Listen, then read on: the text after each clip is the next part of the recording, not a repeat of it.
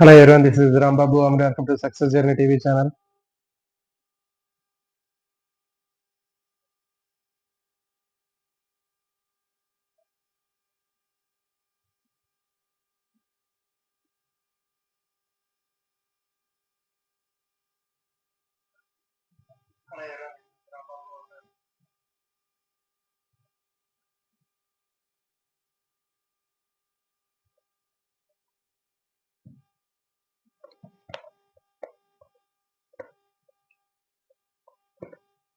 Ninth class సంబంధించినటువంటి biological science లో మనకి ఒక ముఖ్యమైనటువంటి చాప్టర్ ఉందండి. ఇది ఏంటి అంటే నెక్స్ట్ మనకి జంతువుల ప్రవర్తన, యానిమల్ బిహేవియర్ అనేటటువంటి చాప్టర్ కూడా చాలా చాలా ఇంపార్టెంట్. మరి ఇది తెలంగాణలో ఉన్నటువంటి టెక్స్ట్ బుక్ తీసుకున్నట్లయితే మనకి 7th చాప్టర్ యానిమల్ బిహేవియర్, జంతు ప్రవర్తన అనేటటువంటి చాప్టర్ ఉందండి. మరి ఈ చాప్టర్ ఏపీలో కూడా మనకి ఓల్డ్ సిలబస్ సంబంధించినటువంటి డీటెయిల్స్ మరి ఇది ఉందా లేదా అనేటటువంటిది దీని గురించి డీటెయిల్స్ అనేటటువంటిది నాకు ఇంకా క్లారిటీ లేదండి. సో కాబట్టి నేను కంటిన్యూషన్ గా ఇక్కడ తెలంగాణలో ఉన్నటువంటి సిలబస్ ని ఇక్కడ కంటిన్యూగా చేస్తున్నానండి.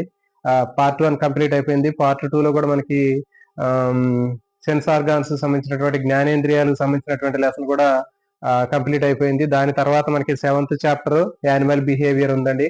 మరి యానిమల్ బిహేవియర్ అనేటటువంటిది మనకి ఏపీలో ఉన్నటువంటి బుక్ లో ఉన్నటువంటి సిలబస్ లో ఉందా లేదా అనేటటువంటిది ఒకటి మీరు చెక్ చేయాల్సినటువంటి అవసరం ఉంటుంది. అదేవిధంగా ఒకవేళ స్కూల్ అసిస్టెంట్ కి సంబంధించినటువంటి వాళ్ళు అయితే కంపల్సరీగా మీకు ఉన్నటువంటి ఇంటర్మీడియట్ స్టాండర్డ్ లో ఉన్నటువంటి వాటిలో ఇది కూడా ఉండే అవకాశం ఉంటుంది. దీని తర్వాత నెక్స్ట్ ఉన్నటువంటి చాప్టర్స్ అన్ని కూడా 8, 9, 10, 11 ఈ చాప్టర్స్ అన్ని కూడా మనం తీసుకున్నట్లయితే దీంట్లో 8th చాప్టర్ అగ్రికల్చర్ సంబంధించినటువంటిది ఉందండి. Next 9th adaptations in ecosystems, 10th soil pollution, తర్వాత next 11th biogeochemical cycles, జీవ భౌగోళిక రసాయన వలయాలు అనేటటువంటివి ఉన్నాయి. మరి ఇప్పుడు ఈ చాప్టర్స్ అన్ని కూడా దాదాపు ఏపీలో ఉన్నటువంటి సిలబస్ లో కూడా ఉన్నటువంటి చాప్టర్ లాగే కనిపిస్తున్నాయి. కానీ ఈ జంతు ప్రవర్తన అనేటటువంటిది ఉందా లేదా అనేది మీరు ఒకసారి క్లారిటీ తీసుకోండి. సో దీనికి సంబంధించినటువంటి డీటెయిల్స్ మొత్తం ఇది మాత్రం తెలంగాణకు సంబంధించినటువంటి డిఎస్సి సంబంధించినటువంటి ఆస్పిరెంట్స్ కి, అదేవిధంగా టెట్ ప్రిపేర్ అయ్యేటటువంటి ఆస్పిరెంట్స్ కూడా పనిచేస్తుంది. ఒకవేళ ఏపీలో ఉన్నటువంటి వాళ్ళు మీకు ఈ సిలబస్ ఉన్నట్లయితే మీకు కూడా ఇది 100% యూజ్ అయ్యే అవకాశం ఉంటుంది. ఎందుకంటే ఏపీలో ఉన్నటువంటి ఓల్డ్ బుక్ ని మనం పరిశీలించినప్పుడు దానికి కూడా సేమ్ ఇదే రకమైనటువంటి ఓల్డ్ బుక్ ని చూపించడం జరిగింది. అక్కడ మనకి ఏపీలో ఉన్నటువంటి పాత బుక్ ని మనం తీసుకున్నప్పుడు దాంట్లో కూడా ఈ తెలంగాణలో ఉన్నటువంటి సిలబస్ మాత్రం మొత్తం కూడా కనిపించింది. సో ఆ ఉద్దేశంతో నేను మొత్తం ఈ చాప్టర్స్ ని స్టార్ట్ చేయడం జరిగిందండి. సో ఇక మనకి లేట్ లేకుండా మనం ఈ చాప్టర్ లోకి వెళ్దాము. యానిమల్ బిహేవియర్ తీసుకున్నట్లయితే జంతు ప్రవర్తన అనేటటువంటి చాప్టర్ చాలా చాలా ఇంపార్టెంట్. మనకి చూడండి జనరల్ గా మనకి ఈ చాప్టర్ లో జంతు ప్రవర్తన అంటే ఏంటి అంటే జంతువుల యొక్క ప్రవర్తనని సహజ సిద్ధమైనటువంటి పరిస్థితుల్లో కానివ్వండి, లేకపోతే కృత్రిమైనటువంటి పరిస్థితుల్లో కానీ జంతువుల యొక్క ప్రవర్తన మనం పరిశీలించటం, అధ్యయనం చేయటము, దానికి సంబంధించినటువంటి దాని మొత్తాన్ని కూడా మనం ఇక్కడ జంతు ప్రవర్తన అని చెప్పడం జరుగుతుంది. అంటే ఒక జంతువుని తీసుకున్నప్పుడు ఆ జంతువు అనేది అదే రకమైనటువంటి జాతితోటి ఏ విధంగా అది ప్రవర్తిస్తుంది, తర్వాత మిగిలినటువంటి వేరే జాతి జీవులతోటి ఏ విధంగా ప్రవర్తిస్తుంది, పరిసరాలతోటి ఏ విధంగా ప్రవర్తిస్తుంది అనేటటువంటి దాన్ని ఒక ప్రత్యేకమైనటువంటి కోణంలో పరిశీలించి అధ్యయనం చేయటాన్ని ఏమంటారంటే జంతు ప్రవర్తన అని చెప్తారు. దీన్ని ఫర్ ఎగ్జాంపుల్ దీంట్లో మన అన్ని కూడా ఎగ్జాంపుల్స్ అనేవి ఉంటాయండి. జనరల్ ఇప్పుడు మనం తీసుకున్నట్లయితే ఒక కోతి ఉంటది. కోతులు మన అందరికి కూడా వాటికి సంబంధించినటువంటి బిహేవియర్ మన అందరికి కూడా చూస్తూనే ఉంటాం. ఒక కోతి అనేది మిగిలిన కోతులతోటి ఏ విధంగా బిహేవ్ చేస్తుంది, తర్వాత వేరే జాతి జీవులతోటి ఎట్లా ప్రవర్తిస్తుంది.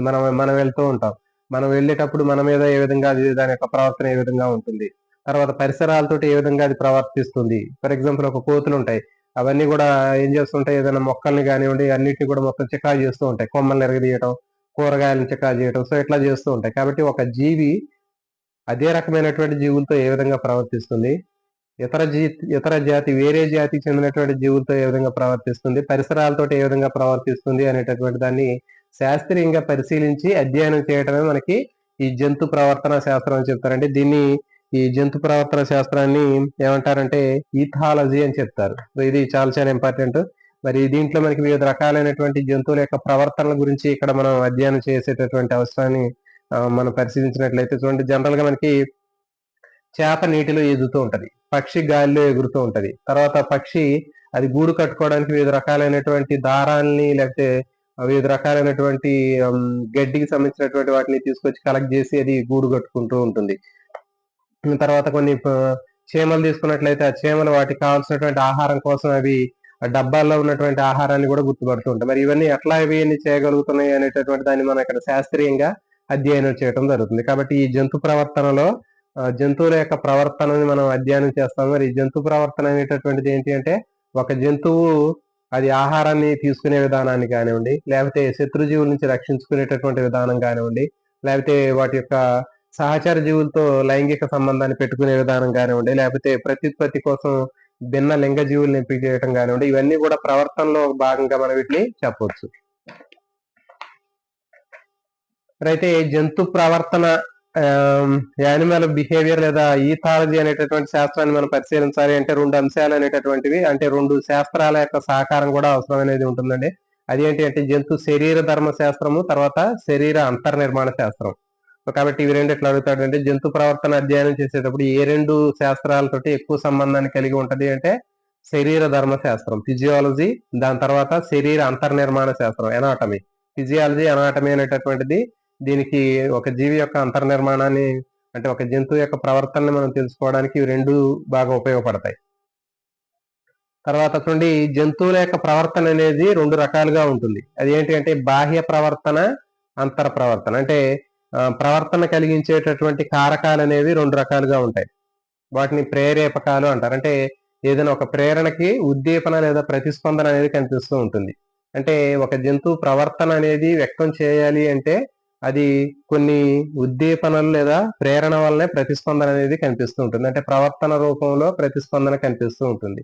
కాబట్టి మరి జంతువుల్లో ప్రతిస్పందన లేదా ప్రవర్తన రావాలి అంటే దానికి కారణమయ్యేటటువంటి 2 కారకాలు అనేవి ఉంటాయి. అవి ఏంటి అంటే బాహ్య కారకాలు, అంతర కారకాలు. ఎక్స్టర్నల్ స్టిమ్యులై, ఇంటర్నల్ స్టిమ్యులై అనేటటువంటి 2 రకాలైనటువంటి కారకాల వలన జంతువుల్లో ప్రవర్తన అనేది కనిపిస్తూ ఉంటుంది. మరి అంతర్గత కారకాలు ఏంటి అంటే, ఫర్ ఎగ్జాంపుల్ మనం జంతువుని తీసుకున్నట్లయితే లోపల మనకి ఆకలి కానివ్వండి, లేకపోతే భయం కానివ్వండి, సో వీటి వల్ల ప్రవర్తన అనేది మనం ఎక్స్ప్రెస్ చేస్తూ ఉంటాం. ఇది అంతర్గత ప్రేరణ అని చెప్తారు. ఓకే, అంతర్గత కారకాలని కూడా చెప్పొచ్చు. అంటే జంతువుల ప్రవర్తనకు కారణం అయ్యేటటువంటి అంతర్గత కారకాన్ని గుర్తించండి అని అడిగినప్పుడు మనకి కింద ఆప్షన్స్ లో మనకి భయము కానివ్వండి, లేకపోతే ఇంకా ఆకలి కానివ్వండి, ఇవి 2 కూడా మనకి చెప్పుకోవచ్చు. ఫర్ ఎగ్జాంపుల్ ఆకలి ఉంది, మన అంతర్గతంగా లోపల ఆకలి అయినప్పుడు మన ప్రవర్తన ఒక రకంగా ఉంటది. మరి ఫర్ ఎగ్జాంపుల్ నాకు ఆన్లైన్ క్లాసు చెప్పుకుంటూనే మధ్యలో ఆకలి అవుతుంటది. మరి ఆకలి అవుతున్నప్పుడు మరి లోపల అంతర్గతంగా ఉన్నటువంటి ఆ ప్రేరణ వలన ఏమవుతుందంటే మనకి ఆ చెప్పేటటువంటిది ప్రవర్తన అనేది డిఫరెంట్ గా ఉంటుంది. అదేవిధంగా జంతువులు అయినా సరే, జంతువులు వాటికి కావాల్సినటువంటి ఆహారము దొరకనప్పుడు, ఆకలిగా ఉన్నప్పుడు దాని ప్రవర్తన ఒక రకంగా ఉంటుంది. సో కాబట్టి ఈ విధంగా అంతర్గతంగా ఉన్నటువంటి ఆకలి కానివ్వండి, భయం కూడా అంతే. ఫర్ ఎగ్జాంపుల్ మనం అర్ధరాత్రి పూట ఎవరైనా ఒక ఊరు నుంచి ఇంకొక ఊరికి 1 గంట అప్పుడు బాగా చిమ్మ చీకట్లో వెళ్ళాలి అనుకున్నప్పుడు మరి ఆ టైంలో వాళ్ళలో ఒక రకమైనటువంటి భయం అనేటటువంటి ఒక ప్రవర్తన కనిపిస్తూ ఉంటుంది. కాబట్టి ఈ అంతర్గతంగా ఉన్నటువంటి ఆ భయం కానివ్వండి, లేకపోతే ఆకలి కానివ్వండి, ఇవన్నీ అంతర్గత కారకాలు. ఈ అంతర్గత కారకాల వల్ల జంతువులు చూపించేటటువంటి ప్రవర్తన అనేది కనిపిస్తూ ఉంటుంది. తర్వాత బాహ్య కారకాలు. బాహ్య కారకాల వల్ల కూడా జంతువుల ప్రవర్తన అనేది వస్తుందండి. సో అవేంటి అంటే ఫర్ ఎగ్జాంపుల్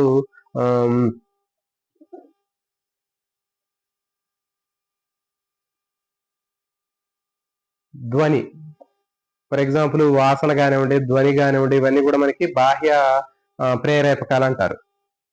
ఫర్ ఎగ్జాంపుల్ వాసన ఉంది, ఏదైనా ఒక మంచి వాసన వస్తుంటే ఆ వచ్చినటువంటి వాసనకి మన యొక్క ప్రవర్తన అనేది ఒక రకంగా ఉంటుంది. అంటే ఒక బిర్యానీ ఏదైనా వాసన వచ్చినప్పుడు దానికి మనం చూపించేటటువంటి ప్రతిస్పందన అనేటటువంటిది బాహ్య ప్రవర్తన. తర్వాత ఒక ధ్వని, ఒక పెద్ద శబ్దం వినపడింది, ఏదైనా పెద్ద పిడుగు లాంటి సౌండ్ కనిపించింది, అప్పుడు మనం చూపించేటటువంటి ప్రవర్తన ఒక రకంగా ఉంటది. తర్వాత ఆపద. ఫర్ ఎగ్జాంపుల్ ఏదైనా ఒక పక్షి కానివ్వండి, ఒక కాకి గాని దానికి ఏదైనా ఒక చనిపోయింది అనుకోండి, ఒక కోతి చనిపోయింది, అది దానికి ఏదైనా ఒక ప్రమాదంలో పడింది, అప్పుడు అవి చూపించేటటువంటి ప్రవర్తన ఒక రకంగా ఉంటుంది. కాబట్టి ఇట్లా మనకి జంతువుల్లో ఉండేటటువంటి అవి వ్యక్తం చేసేటటువంటి ప్రవర్తన అనేటటువంటిది రెండు రకాలైనటువంటి కారకాల మీద ఆధారపడి ఉంటుందండి. అది బాహ్య కారకాలు, అంతర్గత కారకాలు. సో దీంట్లో మనకి ఏంటంటే భయము, తర్వాత ఆపద, ధ్వని, వాసన, ఇవి ఇవి తీసుకున్నట్లయితే ఇవన్నీ కూడా బాహ్య ప్రేరకాలు, బాహ్య కారకాలు అంటారు. అంతర్గత కారకాలు రెండు ఇచ్చాడండి మనకి, ఆకలి, భయం. సో ఆకలి, అంతర్గతంగా ఉన్నటువంటి ఆకలి కానివ్వండి, భయం కానీ వీటి వలన జంతువుల్లో అవి ప్రేరణ కలిగించినట్లయితే వీటిని అంతర్గత కారకాలు అంటారు. తర్వాత ఆపద, ధ్వని, భయము, ఆపద, ధ్వని, వాసన ఇవన్నీ కూడా బాహ్య కారకాలు. వీటి వలన జంతువుల్లో ప్రతిస్పందనలు అనేవి కనిపిస్తూ ఉంటాయి. సో ఫైనల్ గా మనకి ఇప్పుడు జంతువుల్లో వివిధ రకాలైనటువంటి ప్రవర్తనలకు సంబంధించినటువంటి అంశాలను ఇక్కడ మనం అధ్యయనం చేద్దామండి. ఇవి చాలా చాలా ఇంపార్టెంట్. వీటికి సంబంధించినటువంటి వాటిలో కూడా ఎక్కువగా అడగడానికి అవకాశం ఉంటుంది. సహజాత ప్రవృత్తి అంటే జంతువుల్లో ఉండేటటువంటి ప్రవర్తనలు మొత్తం 4 రకాలైనటువంటి ప్రవర్తనలుగా చెప్పడం జరిగింది. అదేంటి అంటే సహజాత ప్రవృత్తి అంటారు, ఇన్స్టింక్ట్ బిహేవియర్. సహజాత ప్రవృత్తి లేదా ఇన్స్టింక్ట్ బిహేవియర్ అంటారు. తర్వాత అనుసరణ, దీన్ని ఇంప్రింటింగ్ అంటారు. అనుసరణ, ఇంప్రింటింగ్ అంటారు. తర్వాత నిబంధన, కండిషనింగ్ అంటారు. దాని తర్వాత అనుకరణ, ఇమిటేషన్. అనుసరణ, అనుకరణ. అనుసరణ అంటే ఏంటి అంటే ఇంప్రింటింగ్. తర్వాత అనుకరణ అంటే ఏంటి అంటే ఇమిటేషన్. సో ఇప్పుడు ఒక్కొక్క దాని గురించి ఇక్కడ మనం డిస్కస్ చేద్దామండి. సో దీంట్లో ఫస్ట్ సహజాత ప్రవృత్తి, ఇన్స్టింక్ట్ బిహేవియర్ అంటారు. ఏదైనా సరే ఒక జంతువులో సహజ సిద్ధంగా పుట్టుకతోటే వచ్చినటువంటి ప్రవర్తన ఏమంటారంటే సహజాత ప్రవర్తన అంటారు. అంటే ఇది ఎలాంటి ప్రాక్టీస్ కానివ్వండి, ట్రైనింగ్ కానీ నేర్చుకునేటటువంటి అవసరం లేకుండానే పుట్టుకతోటే సహజ సిద్ధంగా జంతువుల్లో వచ్చేటటువంటి ప్రవర్తన ఏదైతే ఉందో దాన్ని సహజాత ప్రవృత్తి అని చెప్తారు. దీనికి మనం ఎలాంటి నేర్చుకోవాల్సినటువంటి అవసరం ఉండదు. మనం సహజ సిద్ధంగా మనమే కాదు, ప్రతి ఒక్క జంతువు పుట్టుకతోటే అది నేర్చుకునేటటువంటి కొన్ని అంశాలు ఏవైతే ఉన్నాయో, సహజ సిద్ధంగా చేసేటటువంటి పనులు, అవన్నిటిని కూడా సహజాత ప్రవృత్తి అని చెప్తారు. పక్షి గూడు కట్టుకుంటది. మరి ఆ గూడు కట్టుకునేటప్పుడు ఆ పక్షి ఎక్కడ మరి ఆ గూడు కట్టుకోవడానికి సంబంధించినటువంటి ఆ ట్రైనింగ్ కానివ్వండి, లేకపోతే ఏమైనా కోచింగ్ తీసుకోవడం కానీ, ప్రాక్టీస్ చేయడం కానీ ఏముండదు.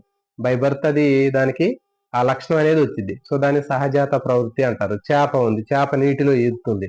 మరి అట్లా నీటిలో ఈదేటటువంటి చేప ఆ ఈదేటటువంటి లక్షణం అనేది ఎట్లా వచ్చింది, దానికి పుట్టుకతోటే వచ్చింది.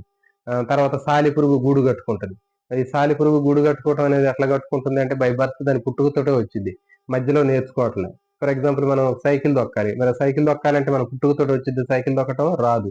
మనం ప్రాక్టీస్ చేసి ట్రైనింగ్ తీసుకొని శిక్షణ చేస్తే మాత్రమే మనం నేర్చుకోగలుగుతున్నాం. కానీ ఈ సహజాత ప్రవృత్తి అంటే ఏంటంటే ప్రతి ఒక్క జంతువు పుట్టుకతోటే అది సహజ సిద్ధంగా చేసేటటువంటి పనులు ఏవైతే ఉంటాయో అవన్నీ కూడా మనం సహజాత ప్రవృత్తి, ఇన్స్టింక్ట్ బిహేవియర్ అని చెప్తారు.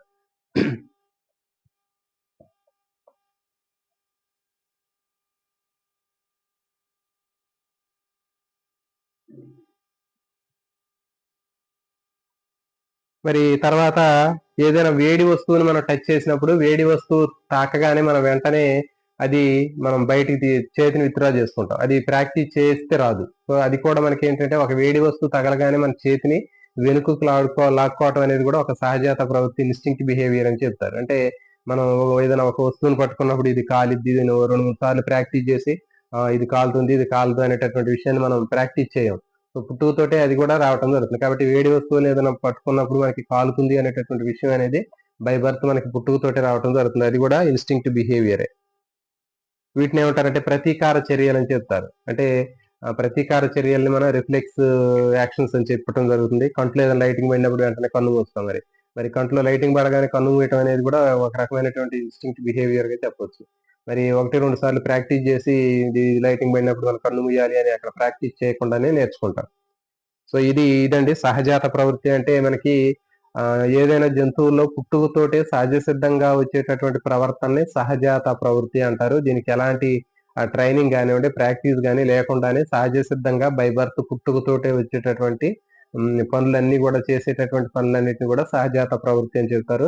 పక్షి గూడు కట్టుకోవటం, సాలిపురుగు వెబ్ని తయారు చేసుకోవటం, వలను తయారు చేసుకోవటం, తర్వాత పక్షి గూడు కట్టుకోవటం, చేప నీటిలో ఎదటం, పక్షులు వందల కిలోమీటర్లు మైగ్రేట్ అవుతూ ఉంటాయి ఒక చోట నుంచి ఇంకో చోటకి. సో ఇవన్నీ కూడా మనం ఏం చెప్తామంటే సహజాత ప్రవృత్తి, ఇన్స్టింక్ట్ బిహేవియర్ అని చెప్తారు.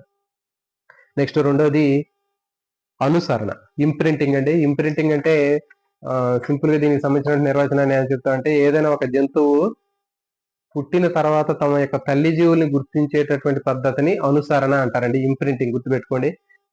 పిల్ల జీవులు తల్లిని గుర్తించేటటువంటి పద్ధతిని ఏమంటారంటే ఇంప్రింటింగ్ అంటారు. ఇంప్రింటింగ్ లేకపోతే అనుసరణ అని చెప్పడం జరుగుతుంది. ఏ జంతువు అయినా సరే పిల్ల జీవులు వాటి యొక్క తల్లిని గుర్తించేటటువంటి ప్రవర్తన ఏది అని అడిగినప్పుడు మనకి అనుసరణ అని గుర్తుపెట్టుకోండి అండి. ఇంప్రింటింగ్ అంటారు. అంటే ప్రింట్ అవటం, అంటే ఫస్ట్ టైం చూడగానే వాళ్ళ తల్లి జీవిని గుర్తుపడుతుంది, అంటే ప్రింట్ చేసుకుంటుంది మైండ్ లో. దాన్ని ఇంప్రింటింగ్ అంటారు. అనుసరణ అంటారండి. అనుకరణ కాదు. అనుకరణ అనేది ఒక జీవి ప్రవర్తన ఇంకో జీవి కాపీ చేసినట్లయితే దాన్ని అనుసరిస్తే దాన్ని అనుకరణ అంటారు. కానీ ఇదేంటి అంటే అనుసరణ. అనుసరణ అంటే ఏంటి అంటే ప్రతి ఒక్క జీవి తమ యొక్క తల్లి జీవుల్ని గుర్తించేటటువంటి పద్ధతిని అనుసరణ అంటారండి. దీని గురించి ఇప్పుడు చూద్దాం. ఫర్ ఎగ్జాంపుల్, అప్పుడే పుట్టినటువంటి మనలో మనుషులను తీసుకున్నట్లయితే అప్పుడే పుట్టినటువంటి శిశువు ఉంటది. తల్లికి పుట్టినటువంటి మనుషులు పిల్లలు ఉంటారు కదా, మేలు గాని అబ్బాయి గాని అమ్మాయిలు గాని. పిల్లలు పుట్టిన తర్వాత వాళ్ళు ఎక్కువగా తల్లిని చూస్తారు. ఫస్ట్ గా చూసేది ఎవరిని చూస్తారంటే వాళ్ళ మదర్ ని చూస్తారు. మదర్ తోటి ఎక్కువ కనెక్టివిటీ ఉంటది. అంటే వాళ్ళ యొక్క తల్లిని ఆ శిశువు బేబీ మైండ్ లో బాగా ఇంప్రింట్ చేసుకుంటది, అనుసరణ చేసుకుంటది. ఆ విధంగా అనుసరణ చేసుకోవటం వల్ల ఏంటంటే బాగా గుర్తు పెట్టుకుంటది. తర్వాత ఆ శిశువు వేరే వాళ్ళు చూడండి, వేరే వాళ్ళు ఎత్తుకోవడానికి ట్రై చేస్తే ఏడుస్తుంటది. ఏడ్చిన తర్వాత మళ్ళీ వాళ్ళ మదర్ తీసుకొని దగ్గర తీసుకోగానే వెంటనే ఏడుపు మానేసి. అంటే ఏంటి, అక్కడ ఆ పిల్ల జీవులు గాని, ఏదైతే శిశువులు పిల్లలు అప్పుడే పుట్టినటువంటి పిల్లలు ఎవరైతే ఉంటారో వాళ్ళు తల్లిని వాళ్ళు మైండ్ లో ఇంప్రింట్ చేసుకుంటారు, అనుసరణ చేసుకుంటారు. అట్లా చేసుకోవటం వల్ల ఏంటంటే వాళ్ళ యొక్క మదర్ ని బాగా గుర్తు పెట్టుకుంటారు. మళ్ళీ వేరే వాళ్ళు తీసుకుంటే మాత్రం దగ్గరికి రారు, వాళ్ళు ఏడుస్తూ ఉంటారు. అది అనుసరణ గుర్తుపెట్టుకోండి, ఇంప్రింటింగ్. పిల్ల జీవులు తల్లిని గుర్తించేటటువంటి ఆ ప్రవర్తన ఏమంటారంటే అనుసరణ, ఇంప్రింటింగ్ అని చెప్తారు. ఇంకా కేవలం మనుషుల్లో కాదండి, పక్షులు జంతువుల్లో కూడా మనం చూస్తూ ఉంటాం. ఫర్ ఎగ్జాంపుల్ మనకి బాతులు కానివ్వండి, కోళ్లు కానివ్వండి, అప్పుడే బయటకు వచ్చినటువంటి గుడ్డు నుంచి బయటకు వచ్చినటువంటి కోడి పిల్లలు కానివ్వండి, ఇంకా బాతు పిల్లలు కానివ్వండి, వాటి యొక్క తల్లి జీవిని చూసినప్పుడు ఫస్ట్ టైం గుడ్డు నుంచి బయటికి రాగానే వాటి యొక్క తల్లి జీవుని చూడగానే వాటి తల్లి జీవుని గుర్తుపడతాయి. ఆ విధంగా గుర్తుపట్టిన తర్వాత అవి వాటి ఆ తల్లి జీవిని అనుకరిస్తూ ఉంటాయి. సో దాన్ని ఏమంటారంటే ఇంప్రింటింగ్, అనుసరణ అని చెప్పడం జరుగుతుంది. మరి అయితే ఈ అనుసరణ బాతులు కూడా అంతే అండి. బాతులు అప్పుడే గుడ్డు నుంచి బయటకు వచ్చినటువంటి బాతు పిల్లలు కూడా వాటి యొక్క తల్లి బాతుని చూస్తాయి ఫస్ట్ టైం. చూసుకొని ఇంప్రింటింగ్ చేసుకుంటాయి, మైండ్ లో ఇంప్రింటింగ్ చేసుకొని వాటి తల్లి జీవిని అనుసరించడం జరుగుతుంది. అనుసరణ అని చెప్పడం జరుగుతుంది. ఆ విధంగా గుర్తు పెట్టుకుంటాయి. ఈ ప్రవర్తన ఏమంటారంటే అనుసరణ, ఇంప్రింటింగ్ అని చెప్పి చెప్పడం జరుగుతుంది. అయితే క్రొనాడ్ లారెంజ్ అనేటటువంటి ఒక శాస్త్రవేత్త ఉన్నాడండి. ఇతను బాతుల మీద పరిశోధన చేయడం జరిగింది. అనుసరణకు సంబంధించి బాతుల మీద పరిశోధన చేసింది ఎవరు అంటే క్రొనాడ్ లారెంజ్.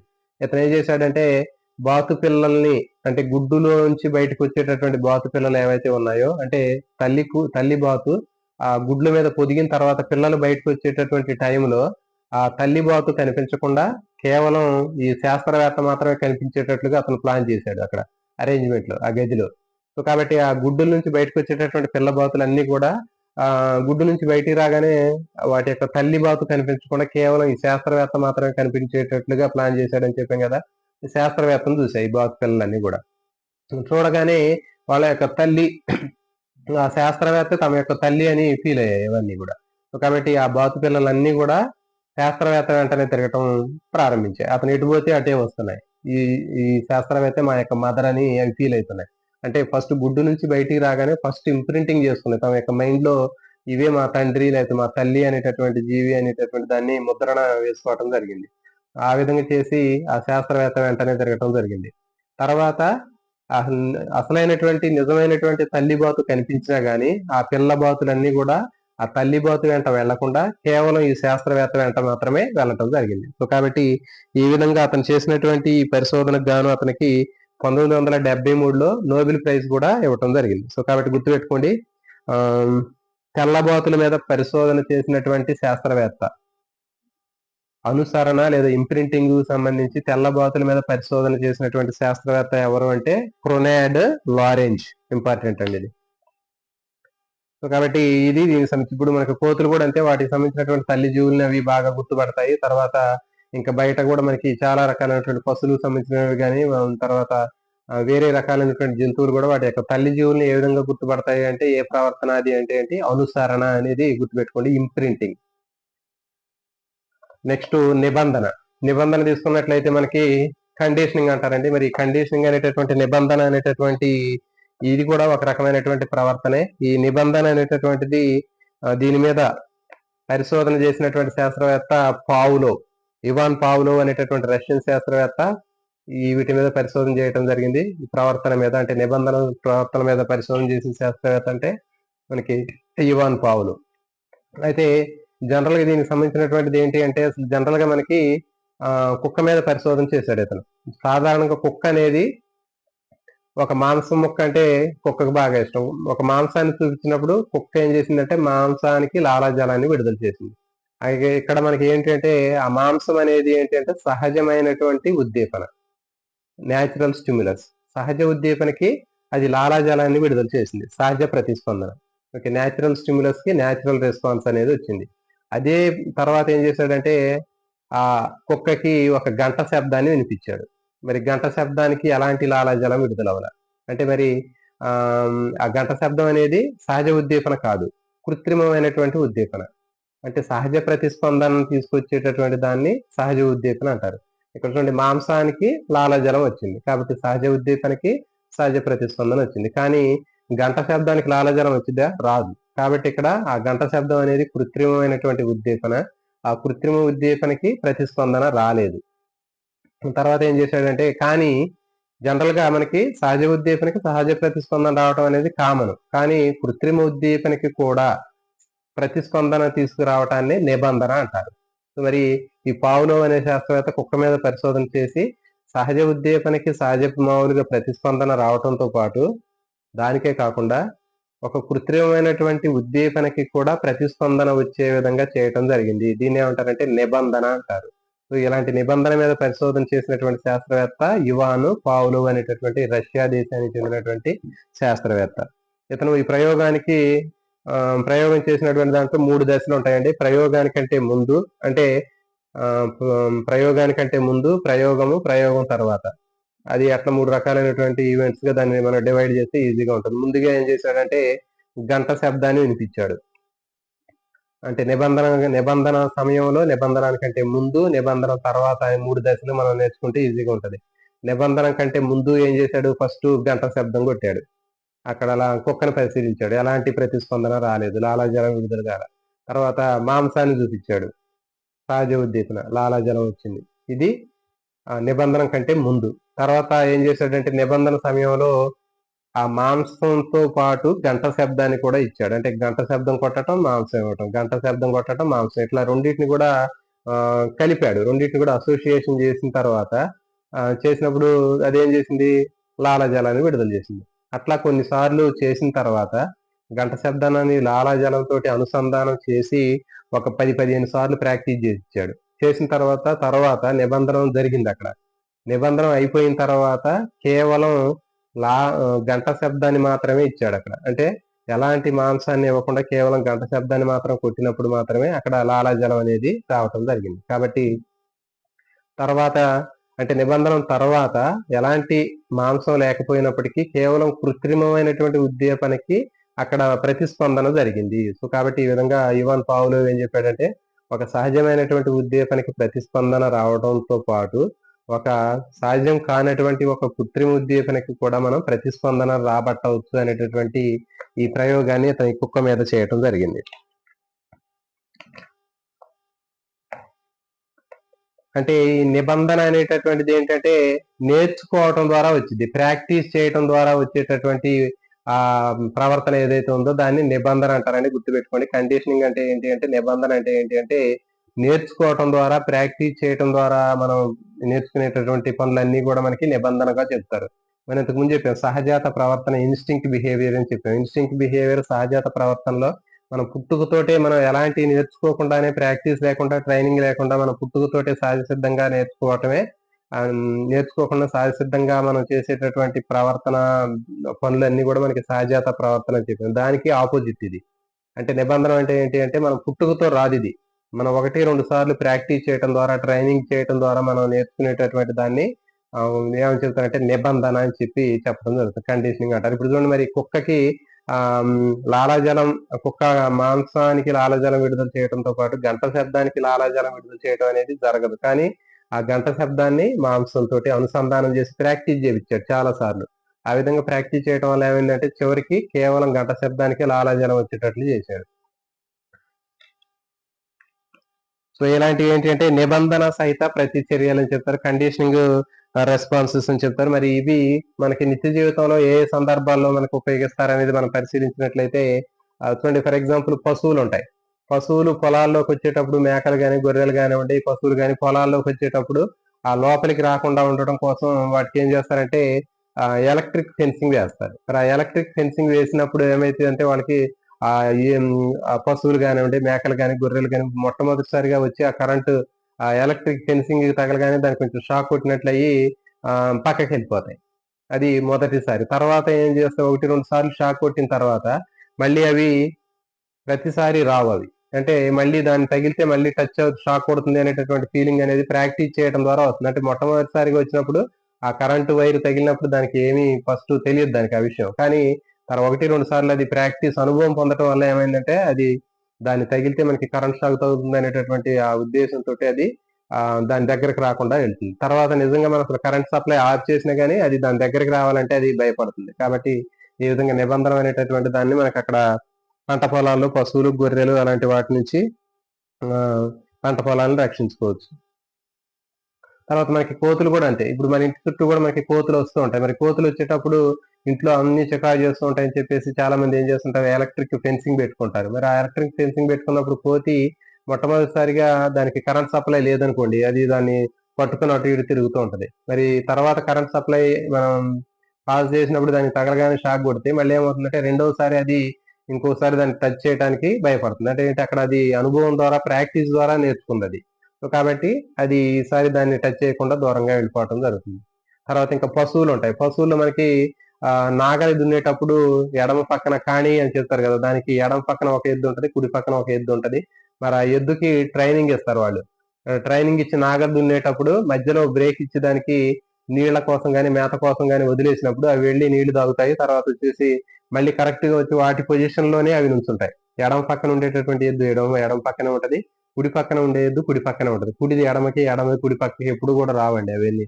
మరి ఎందుకంటే అవి వాటికి ప్రాక్టీస్ చేస్తారు అట్లా. ఆ ట్రైనింగ్ ఇవ్వటం ద్వారా ఏమవుతుందంటే అవన్నీ కూడా అట్లా ఆ రకమైనటువంటి ప్రవర్తన అనేది చూపిస్తూ ఉంటాయి. కాబట్టి ఇదేంటి అంటే మనకి నిబంధన ప్రతిచర్యలు అని చెప్తారు. ఇంకా మనకి స్కూల్లో తీసుకున్నట్లయితే స్కూల్లో కూడా చాలా మనకి ఎలాంటి సన్నివేశాలు కనిపిస్తూ ఉంటాయి. ఫర్ ఎగ్జాంపుల్ స్కూల్లోకి వెళ్ళిన తర్వాత ప్రేయర్ జరుగుతూ ఉంటది. ప్రేయర్ జరిగేటప్పుడు పీఈటీ టీచర్స్ వాళ్ళు ఏం చేస్తారు, పీఈటీ గారు స్కూల్లో ఉన్నటువంటి పీఈటీ గారు స్టార్టింగ్ లో కాషన్స్ ఇస్తూ ఉంటారు, విజిల్ తో ఇస్తూ ఉంటారు. మరి ఎలాంటి స్టాండ్ ఇట్ ఈజ్ అటెన్షన్ అని చెప్పకుండానే కేవలం విజిల్ తోటి వాళ్ళకి కాషన్స్ ఇస్తుంటే పిల్లలు stand it is attention position లోకి వస్తూ ఉంటారు. మరి అది ఎట్లా జరిగింది అంటే 1, 2 సార్లు ప్రాక్టీస్ చేయడం ద్వారా ఆ పిల్లలు ఆ విషయాన్ని నేర్చుకుంటారు. మరి అట్లా కాకుండా మన ఎక్కడ చదువుకున్నటువంటి వాళ్ళ దగ్గరికి వచ్చి ఆ విజిల్ వేస్తే వాళ్ళు ఏం చేస్తారు, అట్లా చూస్తూ ఉంటారు. కానీ వాళ్ళకి వచ్చి అది రాదు. అంటే ఏంటి, ఈ విధంగా పీఈటీ టీచర్స్ ఏం చేస్తారంటే వాళ్ళకి ప్రాక్టీస్ చేపిస్తారు. ఇట్లా ఈ విజిల్ వేసినప్పుడు ఇట్లా స్టాండిటీస్ పొజిషన్ లో ఉండాలి, ఈ విజిల్ వేసినప్పుడు అటెన్షన్ పొజిషన్ లోకి రావాలి అని చెప్పి ఇట్లా వాళ్ళకి కాషన్స్ ప్రాక్టీస్ చేయించడం ద్వారా వాళ్ళు ఏంటంటే ఆ విషయాలు మొత్తం కూడా నేర్చుకుంటారు. తర్వాత ఆటోమేటిక్ గా వాళ్ళు ఆ విజిల్ సౌండ్ కి వాళ్ళు దాని ప్రకారం వాళ్ళు మూవ్మెంట్స్ అనేవి చేయడం జరుగుతుంది. సో కాబట్టి ఈ విధంగా డ్రిల్ టైంలో కూడా మనకి చెప్పేటటువంటి కాషన్స్ బట్టి పిల్లలు చేసేటటువంటి ఆ ప్రవర్తన కూడా మనకి ఈ కండిషనింగ్ గా మనం చెప్పొచ్చు. తర్వాత ఇంకా చూడండి మనకి బెల్లు. మనకి ఫస్ట్ స్కూల్లో బ్రేక్ ఇచ్చేటటువంటి బెల్ సౌండ్, తర్వాత ఫస్ట్ బెల్ అయ్యేటటువంటి సౌండ్, మధ్యాహ్నం హోల్ బెల్ అయ్యేటటువంటి సౌండ్, తర్వాత మధ్యాహ్నం లంచ్ తర్వాత ఫస్ట్ బెల్ సౌండ్, లాస్ట్ లో హోల్ బెల్ సౌండ్, ఇవన్నీ కూడా ఒకే రకమైనటువంటి సౌండ్లు అనేవి వస్తుంటాయి. టింగ్ టింగ్ టింగ్ అని కొడతారు బెల్. మరి అన్ని బెల్లులు ఒకే రకమైనటువంటి సౌండ్ చేసినప్పటికీ కూడా ఆ సందర్భాన్ని బట్టి మరి విద్యార్థులు వాళ్ళు దానికి రెస్పాండ్ అవుతూ ఉంటారు. అంటే ఏంటి, మార్నింగ్ ఫస్ట్ బెల్ కొట్టగానే టింగ్ టింగ్ టింగ్ అని ఫస్ట్ బెల్ కొట్టగానే పిల్లలందరూ కూడా ప్రేయర్ లోకి వస్తారు. తర్వాత మధ్యాహ్నం లంచ్ టైంలో హోల్ బెల్ కొడతారు, టింగ్ టింగ్. మళ్ళీ అదే రకమైనటువంటి సౌండ్ చేసినప్పుడు వాళ్ళు ఏం చేస్తారు, క్లాస్ నుంచి బయటకు వెళ్ళిపోతారు. తర్వాత మళ్ళీ మధ్యాహ్నం ఫస్ట్ బెల్ కొట్టేటప్పుడు మళ్ళీ వాళ్ళందరూ ఏం చేస్తారు, క్లాసుల్లోకి గ్యాదర్ అవుతారు. మళ్ళీ లాస్ట్ లో ఈవినింగ్ టైంలో అదే రకమైన బెల్ కొట్టినప్పుడు ఇంటికి పోతారు. మరి అదేంటి, మరి అదే బెల్ మార్నింగ్ కొట్టినప్పుడు ఇంటికి వెళ్ళాలి కదా, వెళ్ళరు. అంటే ఏంటి, ప్రాక్టీస్ చేయడం ద్వారా వాళ్ళకి ఒకే రకమైనటువంటి సౌండ్స్ చేసినప్పటికీ ఏ సౌండ్ కి ఏ టైంలో ఏ విధంగా రెస్పాండ్ అవ్వాలి అనేటటువంటిది పిల్లలకి ప్రాక్టీస్ ద్వారా చెప్తూ ఉంటారు. కాబట్టి ఈ విధంగా పుట్టుకతో రాకుండా, సహజ సిద్ధంగా రాకుండా ప్రాక్టీస్ చేయటం ద్వారా 1-2 సార్లు ట్రైనింగ్ తీసుకోవటం ద్వారా చేసేటటువంటి ప్రవర్తనని మనకి కండిషనింగ్ లేకపోతే నిబంధన అని చెప్తారు. తర్వాత అనుకరణ, 4వ రకమైనటువంటి ప్రవర్తన తీసుకున్నట్లయితే మనకి అనుకరణ అంటారండి. మరి అనుకరణ తీసుకున్నట్లయితే మనకి ఇమిటేషన్ అంటారు. అంటే ఒక జంతువు ప్రవర్తనని మరొక జంతువు కాపీ కొట్టడాన్ని తీసుకోవడాన్ని ఏమంటారంటే అనుకరణ అని ఇమిటేషన్ అని చెప్తారు. అంటే ఒక జంతువు యొక్క ప్రవర్తనని మరొక జంతువు కాపీ కొట్టడాన్ని యాజ్ ఇట్ ఈజ్ గా చేసినట్లయితే దాన్ని అనుకరణ లేకపోతే ఇమిటేషన్ అని చెప్తారు. మరి ఇమిటేషన్ తీసుకున్నట్లయితే కేవలం మనుషుల్లోనే కాదు, అన్ని రకాలైనటువంటి జంతువుల్లో కూడా మనకి ఇమిటేషన్ అనేటటువంటిది కనిపిస్తూ ఉంటుంది. ఫర్ ఎగ్జాంపుల్, మనం మనుషులు తీసుకున్నట్లయితే మనం వేరే వాళ్ళని ఇమిటేట్ చేస్తూ ఉంటారు. పిల్లలు తీసుకున్నట్లయితే వాళ్ళు అనుకరిస్తూ ఉంటారు. సినిమా హీరోలు కానివ్వండి, వాళ్ళ హెయిర్ స్టైల్స్, తర్వాత వాళ్ళ డ్రెస్సింగ్, హీరో హీరోయిన్లు వాళ్ళకి సంబంధించినటువంటి డ్రెస్సింగ్, వాళ్ళ బాడీ లాంగ్వేజ్, ఇట్లాంటివన్నీ కూడా వాళ్ళు ఇమిటేట్ చేస్తూ ఉంటారు. సో ఈ విధంగా ఇవన్నీ కూడా ఏంటి అంటే అనుకరణ అని చెప్పడం జరుగుతుంది. కేవలం మరి మనుషుల్లోనే కాదు, జంతువుల్లో కూడా ఈ విధంగా అనుకరణ అనేటటువంటిది కనిపిస్తుంది, ఇమిటేషన్ అనేది. ఎట్లాగంటే ఫర్ ఎగ్జాంపుల్ చింపాంజీల్లో కూడా అనుకరణ ఉంటుంది అనేటటువంటి విషయాన్ని కోహ్లర్ అనేటటువంటి శాస్త్రవేత్త చెప్పాడు. ఇంపార్టెంట్ అండి. జంతువుల్లో ఉన్నటువంటి అనుకరణకు సంబంధించినటువంటి ఇమిటేషన్ సంబంధించినటువంటి ప్రయోగాలు చేసింది అంటే కోహ్లర్. ఈ కోహ్లర్ ఏం చేశాడంటే, ఒక గదిలో ఆకలిగా ఉన్నటువంటి చింపాంజీలకి అతను ఏం చేశాడంటే పైన, ఆ గది పైన అరటి పళ్ళ గెలను ఉంచాడు. తర్వాత అక్కడ ఒక 2 కర్రలు ఇచ్చాడు. ఆ 2 విడివిడిగా ఉన్నటువంటి కర్రల్ని అది తీసుకునేది ట్రై చేసింది, అందలేదు దానికి. తర్వాత ఏం చేసిందంటే ఆ చింపాంజీ కొద్దిగా ఆలోచించింది ఏం చేయాలని చెప్పి. అప్పుడు ఏం చేసింది, 2 కర్రలను ఒకదాంతో ఒకటి దూర్పి పొడవైనటువంటి కర్రను చేసి పైన ఉన్నటువంటి అరటి పళ్ళను అది కొట్టి తీసుకొని తినటం జరిగింది. తర్వాత మిగిలినటువంటి కోతులు కూడా దాన్ని చూసి సేమ్ అదే రకమైనటువంటి ప్రవర్తనవి చేసి చూడటం జరిగింది. కాబట్టి ఈ విధంగా ప్రవర్తన అనేటటువంటిది జంతువుల్లో కూడా ఉంటుంది. కొత్త మెడుకులు, కొత్త కొత్త టెక్నిక్స్ నేర్చుకోవడానికి ఇవి ఉపయోగపడుతూ ఉంటాయి. సో కాబట్టి ఈ విధంగా మనకి 4 రకాలైనటువంటి ప్రవర్తనల గురించి నేర్చుకున్నామండి. సహజాత ప్రవర్తనని ఇన్స్టింక్ట్ బిహేవియర్ అంటారు. బై బర్త్ వస్తుంది. దీనికి ఎలాంటి ట్రైనింగ్, ప్రాక్టీస్ నేర్చుకోకుండానే సహజ సిద్ధంగా ప్రతి ఒక్క జంతువులో ఉండేటటువంటి ప్రవర్తనని సహజాత ప్రవృత్తి అంటారు, ఇన్స్టింక్ట్ బిహేవియర్ అంటారు. తర్వాత అనుసరణ అనేటటువంటి దాన్ని ఇంప్రింటింగ్ అంటారండి. ప్రతి ఒక్క జీవి కూడా తమ యొక్క తల్లి జీవుల్ని గుర్తించేటటువంటి ఆ ప్రవర్తన ఏమంటారంటే అనుసరణ, ఇంప్రింటింగ్ అంటారు. తర్వాత 3వది తీసుకున్నట్లయితే కండిషనింగ్.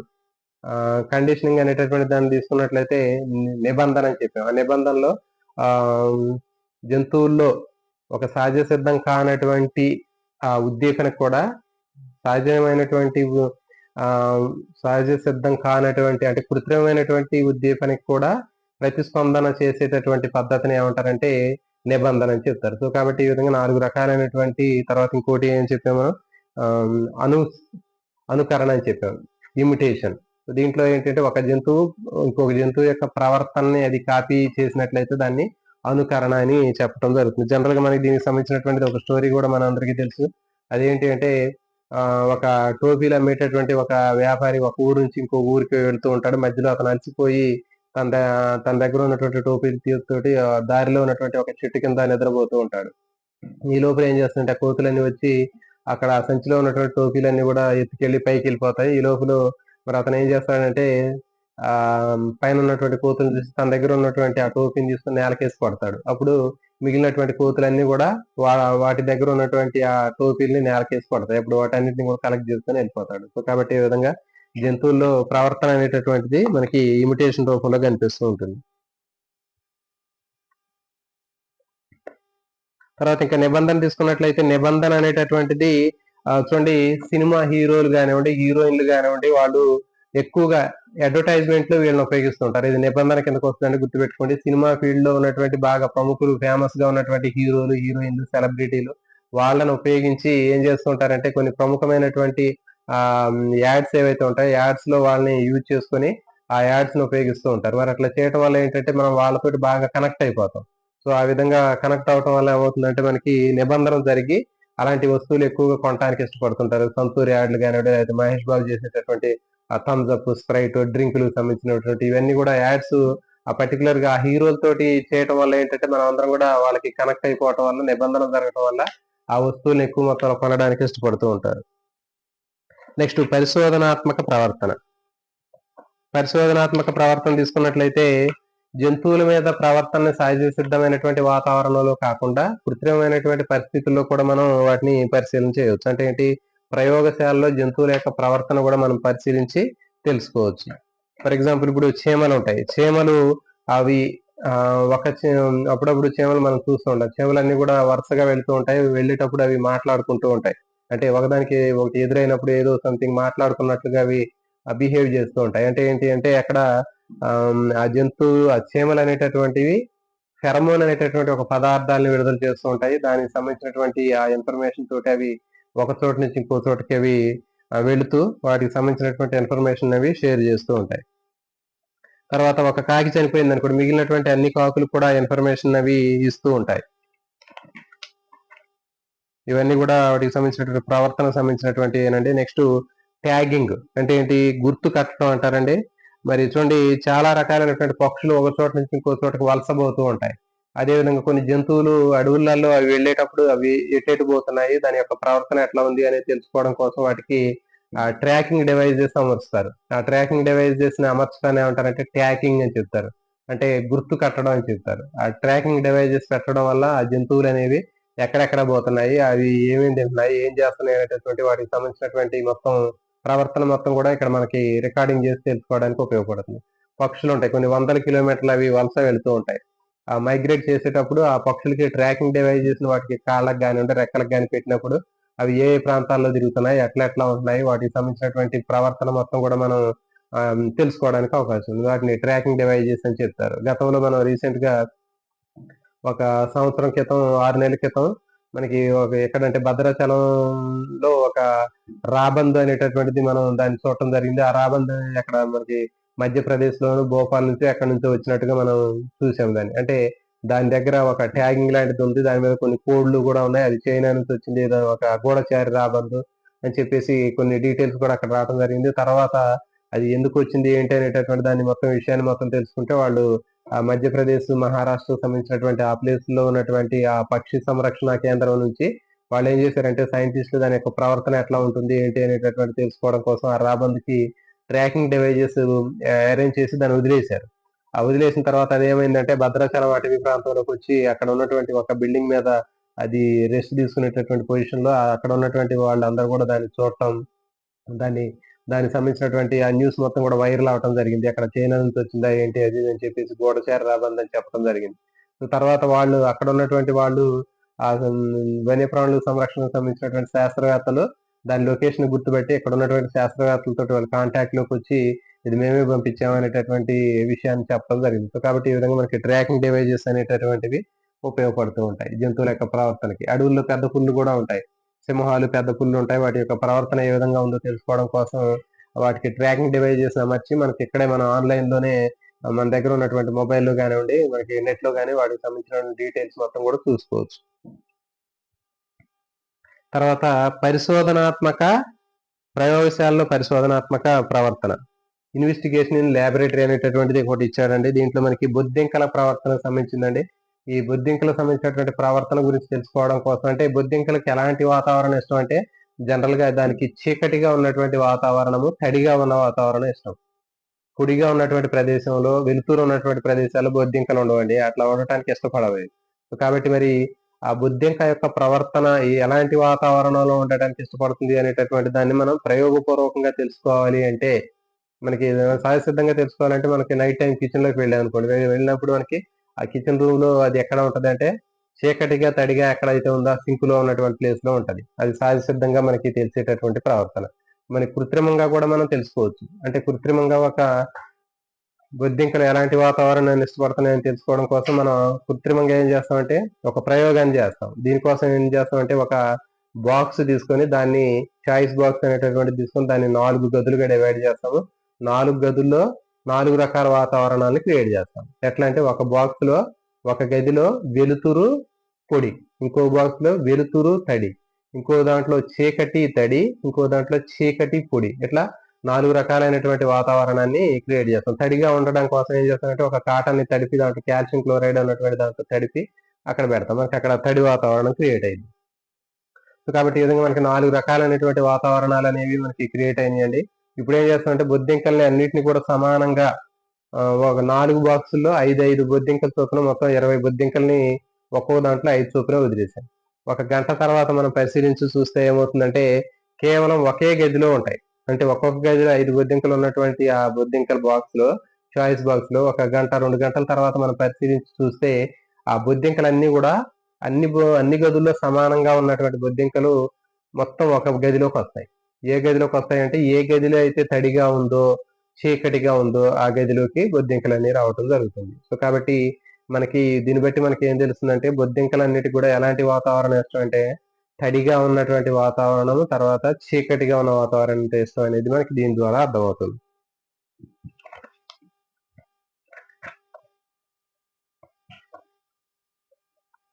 సో తర్వాత ఇక్కడ మనకి కొన్ని ఇచ్చాడండి దీంట్లో యాక్టివిటీస్ సంబంధించినవి. అవి ఎలాంటి ప్రవర్తన ఏంటి అనేది మనం పరిశీలించినట్లయితే చూడండి, పెంపుడు కుక్కలు మన వంటగదిలోకి ఎప్పుడూ రావు. అది కేవలం మనం వాటికి ఇచ్చేటటువంటి ట్రైనింగ్ వల్ల ఉంటుందండి. కాబట్టి అది నిబంధన అని చెప్తారు. వంటగదిలోకి కుక్కలు అనేటటువంటి ఎప్పుడు కూడా రావు. అవి ఎక్కడ వరకు ఉండాలో బయట ఒక రూమ్ లో ఉంచుతారు, అక్కడే ఉంటాయి. సో కాబట్టి అది ఏంటంటే నిబంధన. కానీ కొంతమంది ఆ కుక్కలను తీసుకొచ్చి బెడ్రూమ్ లో మంచాల మీద కూడా ఎక్కిస్తూ ఉంటారు. సో మరి అది కూడా ఏంటంటే నిబంధన. అంటే మనం ఇచ్చేటటువంటి ఆ ట్రైనింగ్ వల్ల గానీ, అది చేసేటటువంటి ప్రాక్టీస్ వల్ల గానీ అది అక్కడికి రావడం జరుగుతుంది. ఇది నిబంధన. తర్వాత డబ్బాలో పెట్టినటువంటి స్వీట్ల కోసం మనకి చీమలు అనేవి ఆ డబ్బాని వెతుక్కుంటూ లోపలికి వస్తూ ఉంటాయి. అది ఏంటి అంటే సహజాత ప్రవర్తన. నెక్స్ట్ వచ్చేసి రాత్రిపూట బొద్దింకలు, దోమలు రాత్రిపూట మాత్రమే అవి బయటకు వస్తూ ఉంటాయి. మరి ఇది ఏంటి అంటే ఇది కూడా సహజాత ప్రవర్తన. నెక్స్ట్ గుడ్లగూబలు కూడా రాత్రి టైం మాత్రమే బయటకు వస్తూ ఉంటాయి. ఇది కూడా సహజాత ప్రవర్తన, ఇన్స్టింక్ట్ బిహేవియర్. నెక్స్ట్ ఎద్దు మేడకున్నటువంటి తాడు తీయగానే అది ఏం చేస్తుందంటే అరకు దున్నే టయానికి పోయి మళ్ళీ నీళ్లు తాగి మళ్ళీ అదే ప్లేస్ కి రావడం జరుగుతుందని చెప్పాం. ఇదేంటి అంటే నిబంధన, ప్రాక్టీస్ ద్వారా వస్తుంది ఇది. నెక్స్ట్ పక్షి గూడు కట్టడానికి ఎలాంటి దారం అవసరం అవుతుంది, ఎలాంటి క్వాలిటీలో ఉన్నటువంటి పీచు కానివ్వండి లేకపోతే ఆకులు కాని అవసరం అనేది ఇది సహజాత ప్రవృత్తి, ఇన్స్టింక్ట్ బిహేవియర్. నెక్స్ట్ పక్షులు కొన్ని కాలాల్లో వలసపోతూ ఉంటాయి. మరి ఎట్లా ఈ విధంగా వలసపోవటం అనేది ఏది అంటే సహజాత ప్రవృత్తి. తర్వాత మరి కుక్కలు వాసన పసిగట్టడం కానివ్వండి లేకపోతే ఇంకా చీమలు ఆహారం కోసం వెతకటం కానివ్వండి, ఇవన్నీ ఏంటి అంటే ఫెరమోన్స్ అంటారండి, గుర్తుపెట్టుకోండి. ఫెరమోన్స్ అనేటటువంటి రసాయన పదార్థాల వలన అవి ఆ సమాచారాన్ని మిగిలినటువంటి వాటికి షేర్ చేయడం జరుగుతుంది. అంటే చీమలు ఉన్నాయి, ఒక చీమలు ఏదైనా ఆహారం దొరికినప్పుడు అది ఏం చేస్తాయంటే ఆ సిగ్నల్స్ మిగిలినటువంటి వాటికి షేర్ చేయడం కోసం అది ఫెరమోన్స్ అనేటటువంటి రసాయనాలు విడుదల చేయడం వల్ల మిగిలిన వాటికి అవి షేర్ అవుతుంది. ఇంపార్టెంట్, గుర్తుపెట్టుకోండి. అంటే కుక్కలు వాసన పసిగట్టడం కానివ్వండి లేకపోతే ఇంకా మనకి చీమలు ఆహారాన్ని గుర్తించడం కానివ్వండి ఫెరమోన్స్ అనేటటువంటి రసాయనాల ద్వారా జరుగుతుంది. నెక్స్ట్ కొన్ని జంతువులకు సంబంధించినటువంటి ప్రవర్తన గురించి చూద్దామంటే ఇక్కడ మనకి నేతగాని పక్షి అనేటటువంటి వేవర్ బర్డ్ ఉందండి. ఈ వేవర్ బర్డ్ ఇది ఇన్స్టింక్ట్ బిహేవియర్ ని ప్రదర్శించింది. అంటే ఏంటి, ఇది కేవలం మూడు ఆకులతోటి వెడల్పైనటువంటి ఆకులతోటి గూడు కట్టుకుంటుంది. ఒక ఆకుని అడ్డంగా పెడుతుంది, ఇంకొక ఆకుని నిలువుగా పెట్టేసి ఇట్లా కేవలం 3 ఆకులను ఉపయోగించి దానికి కావాల్సినటువంటి గూడును కట్టుకుంటుంది. ఇది సహజాత ప్రవర్తన. నెక్స్ట్ ఉత్తర అమెరికాలో బేవర్ అనేటటువంటి జంతువు ఉంటుందండి, మ్యామెల్. ఉత్తర అమెరికాలో ఉన్నటువంటి బేవర్ అనేటటువంటి క్షీరదం ఏం చేస్తుందంటే నీటి ప్రవాహానికి అడ్డంగా పెద్ద పెద్ద చెట్ల కొమ్మల్ని రాళ్ళని తీసుకొచ్చి అక్కడ అడ్డంగా వేసి ఆ నీటి ప్రవాహాన్ని ఆఫ్ చేసి అక్కడ పెద్ద నీరులాగా తయారు చేసుకుని ఒక గుంటలాగా చేసి దాంట్లో అది రెస్ట్ తీసుకోవడం జరుగుతుంది నేలలో. కాబట్టి ఇది ఏ రకమైనటువంటి ప్రవర్తన అంటే ఇది సహజాత ప్రవర్తన. ఇది జంతువు ఏది అంటే బేవర్, గుర్తుపెట్టుకోండి. నెక్స్ట్ కందిరేగ కూడా మనకి సహజాత ప్రవర్తన కనిపిస్తుంది. అంటే కందిరేగలో ఇదేం చేస్తుంది అంటే కందిరేగ జనరల్ మనకి వ్యాప్తి తెలుసు, అది మట్టితోటి గూడు కట్టుకుంటది. ఆ మట్టితోటి గూడు కట్టుకోవడం కూడా సహజాత ప్రవృత్తే. ఆ గూడు కట్టుకునేటప్పుడు మంచి జిగురు మట్టిని కలెక్ట్ చేసుకుంటది అది. అంటే ఏ మట్టి పడితే ఆ మట్టి తెచ్చుకోదు, మంచి జిగురుగా ఉన్నటువంటి మట్టిని తీసుకొస్తుంది. తీసుకొచ్చేటప్పుడు పొడిగా ఉన్నటువంటి మట్టి ఉన్నట్లయితే అది ఏం చేస్తుంది అంటే ఇలా కొంచెం నీటిని యాడ్ చేసి కొంచెం తడిగా చేస్తుంది. ఒకవేళ బాగా తడిగా అయితే అది ఏం చేస్తుంది అంటే రెక్కలతోటి అటు ఇటు ఊపుకుంటూ గాలి తగిలేటట్లు చేసి అది కొంచెం ఎండిపోయేటట్లు చేస్తుంది. సో కాబట్టి ఈ విధంగా ఆ కందిరీగ తన యొక్క గూడుని తయారు చేసుకొని అదేం చేసిందంటే వివిధ రకాలైనటువంటి గొంగళి పురుగులకు సంబంధించినటువంటి కాటర్ పిల్లర్ లార్వాల్ని కలెక్ట్ చేసుకొచ్చి దాంట్లో ఆ గూట్లో పెట్టి వాటికి విషాన్ని ఎక్కించి చంపి దాంట్లో పెట్టింది. తర్వాత అవి కందిరీగ సంబంధించినటువంటి గుడ్లు పెట్టిన తర్వాత గుడ్లు లార్వాలు బయటకు వచ్చిన తర్వాత అవన్నీ కూడా ఆ కాటర్ పిల్లర్లకు సంబంధించినటువంటి వాటిని ఆహారంగా తీసుకుంటాయి.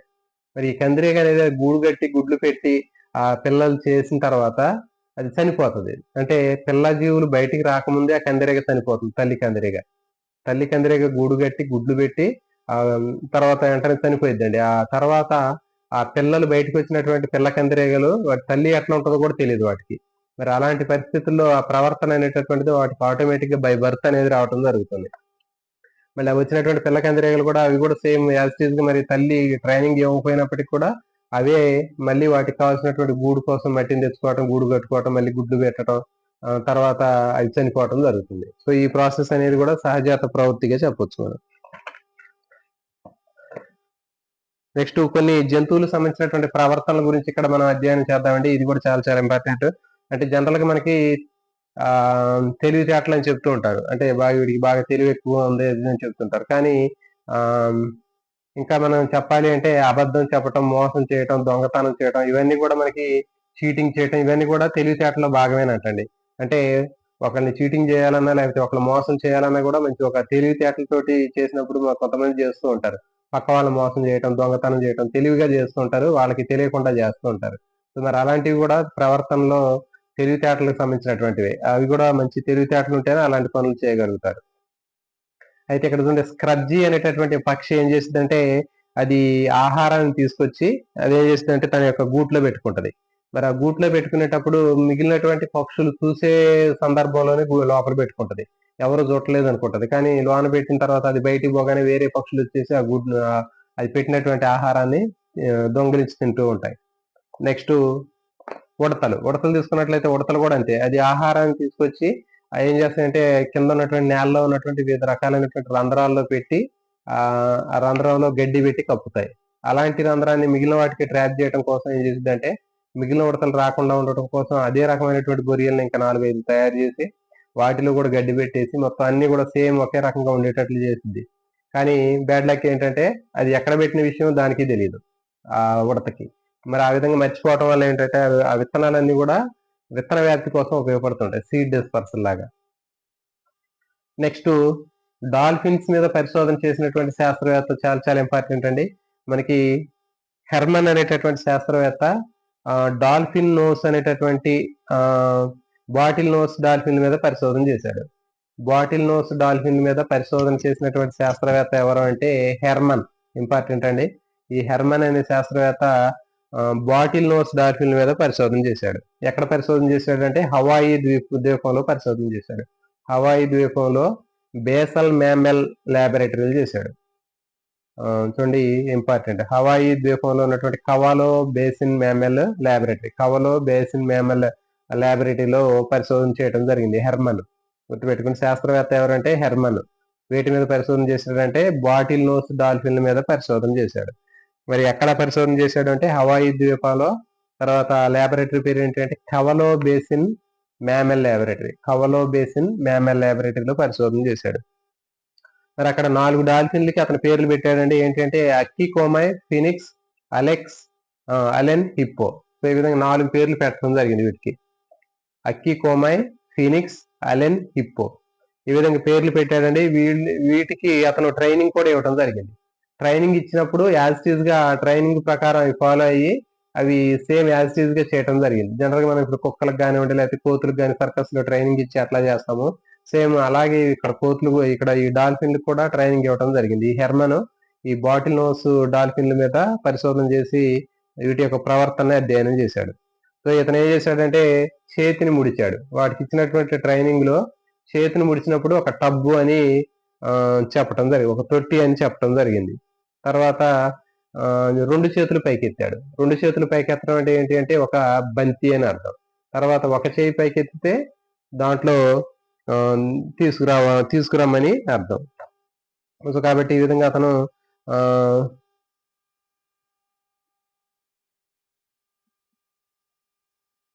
చెప్పడం జరిగింది. అంటే ఏంటి, చేతులు ముడిచినప్పుడు తొట్టి అని అర్థం వచ్చేటట్లుగా చెప్పాడు. తర్వాత 2 చేతులు పైకెత్తినప్పుడు బంతి అని, తర్వాత ఒక చేయి పైకెత్తినప్పుడు తీసుకురమ్మని చెప్పాడు. అంటే ఏంటి, ఆ తొట్టిలో ఉన్నటువంటి బంతిని తీసుకురమ్మని చెప్పడం కోసం అతను ఈ విధంగా వాటికి సిగ్నల్ ఇచ్చేవాడు. ఇట్లా ఇట్లా ఇచ్చేవాడు. ఇట్లా అని చెప్పడం, తర్వాత ఆ 2 చేతులు పైకెత్తడం, తర్వాత ఒక చేయి పైకెత్తడం, ఇట్లా చేస్తే ఏం చేసేదంటే అది ఆ టబ్‌లో ఉన్నటువంటి బంతిని తీసుకొచ్చేది. మళ్ళీ రివర్స్‌లో చేసేవాడు. రివర్స్‌లో చేసినప్పటికి కూడా మళ్ళీ అది చేసేటటువంటి యాక్టివిటీ కూడా రివర్స్‌లో చేసేది. అంటే ఏంటి, ముందు ఒక చెయ్యి ఎత్తి, తర్వాత 2 చెయ్యి ఎత్తి, తర్వాత 2 చేతులు ఇట్లా ముడిస్తే అక్కడ ఉన్నటువంటి బంతిని తీసుకెళ్లి నీళ్ళల్లో, ఆ టబ్‌లో ఉన్నటువంటి నీళ్ళల్లో వేసేది. కాబట్టి ఈ విధంగా ట్రైనింగ్ ఇవ్వటం కూడా జరిగింది.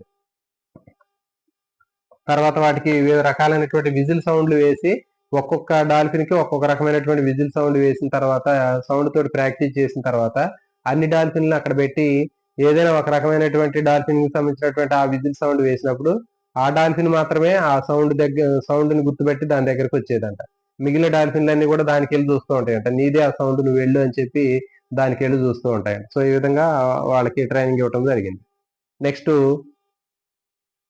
ఆహ్, పెప్పర్‌బర్గ్. పెప్పర్‌బర్గ్ అనేటటువంటి శాస్త్రవేత్త అలెక్స్ అనేటటువంటి ఆఫ్రికన్ గ్రే ప్యారెట్ మీద పరిశోధన చేశాడండి. ఇది కూడా ఇంపార్టెంట్.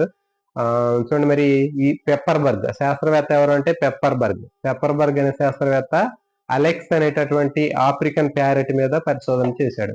మరి ఇతనికి ట్రైనింగ్ ఇచ్చి దాదాపు 100 పదాలు పైగా నేర్పించాడంట.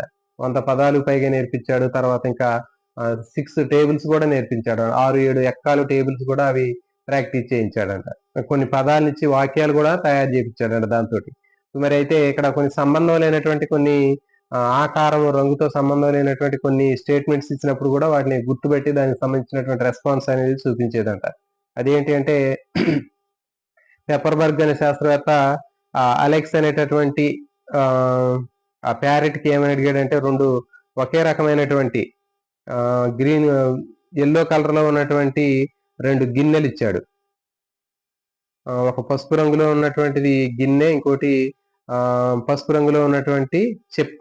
సో, ఇవి రెండిటిని చూపించినప్పుడు, అడిగినప్పుడు ఆ శాస్త్రవేత్త అడిగితే రెండిటి మధ్య తేడా ఏంటి అంటే దాని సైజ్ అని చెప్పాడు. దాని షేప్ అని చెప్పేది. తర్వాత రెండిట్లో సిమిలారిటీ ఏంటి అంటే దాని కలర్ అని చెప్తుంది. సో, కాబట్టి ఈ విధంగా దానికి అలెక్స్ అనేటటువంటి ఆ ప్యారెట్‌కి ఆ పెప్పర్‌బర్గ్ ట్రైనింగ్ ఇచ్చినప్పుడు 2 ఒకే రకమైనటువంటి రంగులో ఉన్నటువంటి 2 వేరు వేరు ఆకారంలో ఉన్నటువంటి పాత్రలు తీసుకొని ట్రైనింగ్ ఇచ్చినప్పుడు రెండిట్ల మధ్యలో ఉన్నటువంటి సిమిలారిటీ ఏది అంటే దాని యొక్క కలర్ అని చెప్పారు. 2 యెల్లో కలర్‌లో ఉన్నాయి కాబట్టి. రెండిట్లో ఉన్నటువంటి డిఫరెన్స్ ఏంటి అంటే దాని యొక్క షేప్ అని చెప్పింది. అంటే ఒకటి ఒక షేప్‌లో ఉంది. ఇంకోటి ఇంకో షేప్‌లో ఉంది. సో, కాబట్టి ఈ విధంగా అది చెప్పటం జరిగింది. తర్వాత దానికి ఒక యాపిల్‌ని ఇచ్చినప్పుడు అది ఏమని చెప్పిందంటే ఆ యాపిల్‌ని బ్యానరీ అని చెప్పిందంట. ఒక యాపిల్ పండు ఇస్తే దాన్ని బ్యానరీ అని పిలిచిందంట. ఎందుకు అలా పిలిచింది అని చెప్పేటటువంటి దాన్ని పరిశోధన చేస్తే అది ఎందుకు చెప్తుంది అంటే ఆ యాపిలు టేస్ట్ బనానా టేస్ట్‌లో ఉందంట. కలరు చెర్రీ రంగులో ఉంది. కాబట్టి రంగు చెర్రీ రంగులో ఉండి టేస్ట్ బనానా టేస్ట్‌లో ఉంది కాబట్టి రెండిటిని కలిపి బనానా ప్లస్ చెర్రీ రెండిటిని కలిపి బ్యానరీ అనేటటువంటి ఆ కొత్త పేరుని క్రియేట్ చేసిందట. సో, కాబట్టి ఈ విధంగా యాపిల్‌కి బ్యానరీ అనే పేరునది క్రియేట్ చేసింది. తర్వాత ఇంకా జంతువులు చూడండి వివిధ రకాలైనటువంటి ప్రవర్తనలు అవి ఎక్స్‌ప్రెస్ చేస్తూ ఉంటాయి. అంటే ఆహ్, కోపము, భయము, సంతోషము, ఆనందం ఇట్లాంటి ఎమోషనల్ ఫీలింగ్స్ అన్నీ కూడా ప్రవర్తనలో భాగంగానే చెప్తూ ఉంటాం. ఫర్ ఎగ్జాంపుల్ ఆవు దూడలుంటాయి. ఆవు దూడలు మనం బయటికి వెళ్లి సాయంత్రం వచ్చేసరికి తల్లి వచ్చేసరికి ఆ దూడను చూసినటువంటి ఆవు ఏం చేసిద్ది, దాని దగ్గరికొచ్చి నాకటం, బాగా ఆప్యాయంగా దగ్గర తీసుకోవటం చేస్తూ ఉంటుంది. మనం మనుషులు కూడా అంతే. చాలా నెలల తర్వాత గానివ్వండి, కొన్ని ఎక్కువ రోజుల తర్వాత మన పిల్లలు కనిపించారనుకోండి, వాళ్ళని ఆప్యాయంగా దగ్గర తీసుకోవటం, ఇట్లాంటివన్నీ కూడా చేసి చూస్తూ ఉంటాం మనం. సో, ఇవన్నీ కూడా ఏంటంటే ప్రవర్తనలో ఒక భాగంగా చెప్పొచ్చు. నెక్స్ట్ ఇంకా మనకి పాము బుసలు కొట్టడం గానివ్వండి, లేకపోతే కుక్కలు అరవటం గానివ్వండి, ముళ్ళ పంది రక్షణ కోసం వాటి మీద ఉన్నటువంటి ముళ్ళను బయటికి నిక్కబొడవటం గానివ్వండి. సో, ఇవన్నీ కూడా ఏంటి అంటే ప్రవర్తనలో భాగాలని చెప్పొచ్చు. తర్వాత టాస్మేనియన్ డెవిల్ అనేటటువంటి ఒక జంతువు శరీరం నుంచి ఒక దుర్వాసన వెదజల్లిద్దండి. ఈ వెదజల్లేటటువంటి దుర్వాసన వల్ల ఏంటంటే శత్రుజీవుల నుంచి రక్షించుకోవడానికి ఉపయోగపడిద్ది. టాస్మేనియన్ డెవిల్ అంటారండి. ఇది గుర్తుపెట్టుకోండి. ఇది ఆహ్, చెం అన్నిటికంటే ఎక్కువ దుర్వాసన వెదజల్లే జంతువు గుర్తుపెట్టుకోండి. ఏ జంతువు అత్యధికంగా దుర్వాసన వెదజల్లేటటువంటి జంతువు అంటే టాస్మేనియన్ డెవిల్ అంటారు. ఇది చూడడానికి ఒక ఎలకలాగా ఉంటదండి. టాస్మేనియన్ డెవిల్ అత్యధికంగా ఏంటంటే దుర్వాసన వెదజల్లేటటువంటి జంతువు ఇది. మరి ఈ దుర్వాసన వెదజల్లటం వల్ల ఏంటంటే ఆ శత్రు జంతువులు దాని దగ్గరికి రాకుండా ఉంటాయి. తర్వాత ఇంకోటి ఏంటంటే బంబార్డియర్ బీటిల్. ఇది కూడా ఒక రకమైనటువంటి పురుగు అండి. మనకి అప్పుడప్పుడు మనం చూస్తుంటాం కొన్ని పురుగులు వర్షాకాలంలో వచ్చేటటువంటి పురుగులు మనం టచ్ చేస్తే స్మెల్ బాగా భయంకరమైనటువంటి వాసన వస్తూ ఉంటాయి. అట్లాంటిది ఏంటంటే బంబార్డియర్ బీటిల్. ఇది అత్యధికమైనటువంటి చెడు వాసన వెదజల్లేటటువంటి కీటకం గుర్తుపెట్టుకోండి, బంబార్డియర్ బీటిల్. నెక్స్ట్ మరి కీటకాల వాసన ఎట్లా వెదజల్లుతాయి అంటే వాటి శరీరంలో 2 రకాలైనటువంటి రసాయనాలు ఉంటాయండి. అవి ఏంటంటే హైడ్రోక్వినోన్, హైడ్రోజన్ పెరాక్సైడ్. గుర్తుపెట్టుకోండి, హైడ్రోక్వినోన్, హైడ్రోజన్ పెరాక్సైడ్. హైడ్రోక్వినోన్, హైడ్రోక్వినైన్, తర్వాత వచ్చేసి హైడ్రోజన్ పెరాక్సైడ్. సో ఇవి రెండు కూడా ఏంటి అంటే ఎప్పుడైతే ఆ జంతువుకు ప్రాణహాని కలుగుతుందని ఫీల్ అవుతుందో వెంటనే అప్పుడు ఏమవుతుందంటే ఈ 2 రకాలైనటువంటి రసాయనాలు విడుదలవుతాయి. ఇవి ఒక ఎంజిన్ తో కలిసినప్పుడు అది శరీరంలో వేడి పుట్టి ఒక ఆవిరి రూపంలో ఈ వాసన అనేది బయటికి రావడం జరుగుతుంది. సో ఇది గుర్తుపెట్టుకోండి, హైడ్రోక్వినోన్, హైడ్రోజన్ పెరాక్సైడ్ అనే రసాయనాలు. సో ఈ విధంగా జంతువుల యొక్క ప్రవర్తనని శాస్త్రీయంగా అధ్యయనం చేయటాన్ని ఈథాలజీ అని చెప్తారండి. ఈథాలజీ అనేది జంతు శాస్త్రంలో బయాలజీలో ఒక భాగం ఇది కూడా. మరి జంతువుల యొక్క ప్రవర్తనని సహజ సిద్ధమైనటువంటి వాతావరణంలో పరిశీలించడం, ప్రయోగశాలలో పరిశీలించడం, క్షేత్రస్థాయిలో పరిశీలించడం. సో ఇవన్నీ కూడా మనకి ఈథాలజీ జంతు ప్రవర్తన శాస్త్రంలో ఒక భాగంగా చెప్పవచ్చు. మరి ఈ జంతు ప్రవర్తన అధ్యయనం చేయడంలో ఈథాలజీలో మిగిలినటువంటి శాస్త్రాల యొక్క ప్రాధాన్యత కూడా ఉంటుంది, సహకారం కూడా ఉంటుంది. ఏంటి అంటే అంతర్నిర్మాణ శాస్త్రం కానివ్వండి, లేకపోతే ఆవరణ శాస్త్రం కానివ్వండి, లేకపోతే పరిణామ శాస్త్రం కానివ్వండి, ఎవల్యూషన్, ఫిజియాలజీ, తర్వాత ఎనాటమీ, ఈ శాస్త్రాల యొక్క పరిజ్ఞానం కూడా దీని యొక్క జంతువుల యొక్క ప్రవర్తన ఈథాలజీని అధ్యయనం చేయడానికి అవసరం అవుతాయి. అయితే జంతు ప్రవర్తన మీద నోబెల్ ప్రైజ్ పొందినటువంటి శాస్త్రవేత్తలు తీసుకున్నట్లయితే నికోలస్ టింబెర్జన్, తర్వాత కొనార్డ్ లారెంజ్, తర్వాత కార్ల్ వాన్ ఫ్రిష్. సో వీళ్ళ ముగ్గురికి కూడా జంతువుల ప్రవర్తనకు సంబంధించినటువంటి పరిశోధనల మీద వీళ్ళకి నోబెల్ ప్రైజ్ ఇవ్వడం జరిగింది. వీళ్ళు ముగ్గురు ఎవరంటే నికోలస్ టింబెర్జన్, తర్వాత కొనార్డ్ లారెంజ్, కార్ల్ వాన్ ఫ్రిష్. మరైతే ఆల్రెడీ మనం చెప్పాం లారెంజ్ అనేటటువంటి శాస్త్రవేత్త మనకి వీటి మీద డక్స్ మీద పరిశోధన చేశాడని చెప్పాం. కొనార్డ్ లారెంజ్ డక్ల మీద పరిశోధన చేసినందుకు ఇతనికి నోబెల్ ప్రైజ్ ఇచ్చారు. తర్వాత వచ్చి ఇంకా మిగిలినటువంటి శాస్త్రవేత్తల్లో నికోలస్ టింబెర్జన్ ఇతను, తర్వాత కార్ల్ వాన్ ఫ్రిష్ అనేటటువంటి శాస్త్రవేత్త ఇతను తేనెటీగల మీద పరిశోధన చేశాడు. తేనెటీగల మీద పరిశోధన చేసి వ్యాగిలింగ్ అనేటటువంటి నృత్యాలు చేస్తాయి అనేటటువంటి విషయాన్ని చెప్పడం జరిగింది. అంటే అవి ఏ విధంగా ఆహారం కోసం ఏ విధంగా వెళ్తాయి, వాటికి సంబంధించినటువంటి ఆహార సేకరణలో ఏ విధమైనటువంటి నృత్యాల్ని ప్రదర్శిస్తాయి అనేటటువంటి విషయాన్ని చెప్పి వ్యాగిలింగ్ డాన్స్ అనేటటువంటి దాని మీద ఈ పరిశోధన చేయడం జరిగింది కార్ల్ వాన్ ఫ్రిష్. సో అతనికి నోబెల్ ప్రైజ్ ఇవ్వడం జరిగింది. ఓవరాల్ గా టింబెర్జన్, కొనార్డ్ లారెంజ్, కార్ల్ వాన్ ఫ్రిష్, సో వీళ్ళ ముగ్గురికి కూడా నోబెల్ ప్రైజ్ ఇవ్వడం జరిగింది. సో ఇది దీనికి సంబంధించినటువంటి చాప్టర్ అండి. సో ఈ విధంగా మనకి నెక్స్ట్ ఇంకా మిగిలినటువంటి 3 చాప్టర్లు కూడా ఉన్నాయి. ఆ 3 చాప్టర్లు కూడా 3-4 చాప్టర్లు ఉన్నాయి. వ్యవసాయానికి సంబంధించినటువంటివి, తర్వాత ఆవరణ వ్యవస్థకు సంబంధించినటువంటి అనుకూలనాలు, నేల కాలుష్యము, బయోజియో కెమికల్ సైకిల్స్, ఇవి కూడా మనకి రేపు ఎల్లుండి ఒక 2-3 రోజులలో వీటిని కూడా మనం డిస్కస్ చేసినట్లయితే చాలా వరకు టెట్ కి సంబంధించినటువంటి కానివ్వండి, లేకపోతే ఇంపార్టెంట్ టాపిక్స్ సంబంధించినటువంటి అంశాలన్నీ కూడా మీ అందరికి కూడా బాగా యూజ్ అవుతాయి.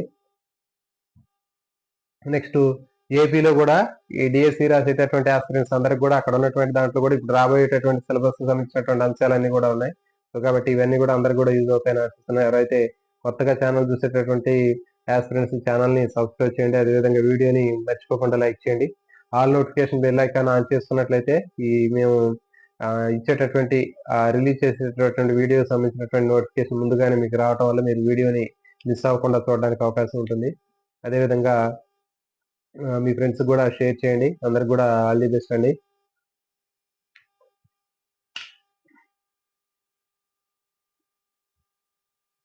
Good evening sir. ఏపీలో ఈ సిలబస్ లేదు అండ్ డిఎస్సికి ఇంకా 26 days టైం ఉంది. ఇంటర్లింక్డ్ టాపిక్స్ చెప్పండి సార్. తప్పకుండా అండి, ప్యారలర్ గా ఇవి కూడా చెప్దామండి. ఎందుకంటే ఇక్కడ మనకి కొంతమంది నైన్త్ సంబంధించినటువంటి సిలబస్ కూడా ఒక సిస్టమేటిక్ చెప్తే కంప్లీట్ అయిపోతుందనే ఉద్దేశంతో చెప్పామండి. రేపటి నుంచి చెప్పేటటువంటి టాపిక్స్ లో ఖచ్చితంగా మనకి ఇంటర్మీడియట్ సంబంధించినటువంటి టాపిక్స్ కూడా చెప్తున్నాం. ఆల్రెడీ ఈ రోజు చెప్పామండి ఒక టాపిక్ మనకి టాక్సానమీకి సంబంధించినటువంటి టాపిక్స్ చెప్పడం జరిగింది ఈ రోజు. అదేవిధంగా రేపు కూడా మీకు మాక్సిమం రెగ్యులర్ గా ఇంటర్మీడియట్ సంబంధించినటువంటి టాపిక్స్ ప్రతిరోజు కూడా మీకు చేయడానికి ప్రయత్నం చేస్తానండి. దాంతో పాటు ప్యారలర్ గా ఈ 10th ఆల్రెడీ అయిపోయింది, 8th కూడా కంప్లీట్ అయిపోయింది. నెక్స్ట్ 9th లో కూడా మనకి 2-3 రోజుల్లో కంప్లీట్ అయిపోయినట్లయితే మీకు ఎక్కువగా ఇంటర్మీడియట్ మీద జువాలజీ కూడా మీకు చెప్పడానికి ప్రయత్నం చేస్తానండి. సో కాబట్టి మనకి 2-3 రోజుల్లో 9th కూడా కంప్లీట్ అయిపోయినట్లయితే నెక్స్ట్ మిగిలినటువంటిది మొత్తం కూడా మీకు ఇంటర్మీడియట్ సంబంధించినటువంటి బాటనీ జువాలజీ చెప్పడానికి ప్రయత్నం చేస్తానండి. సో కాబట్టి అందరు కూడా ఆల్ ది బెస్ట్, బాగా చదవండి.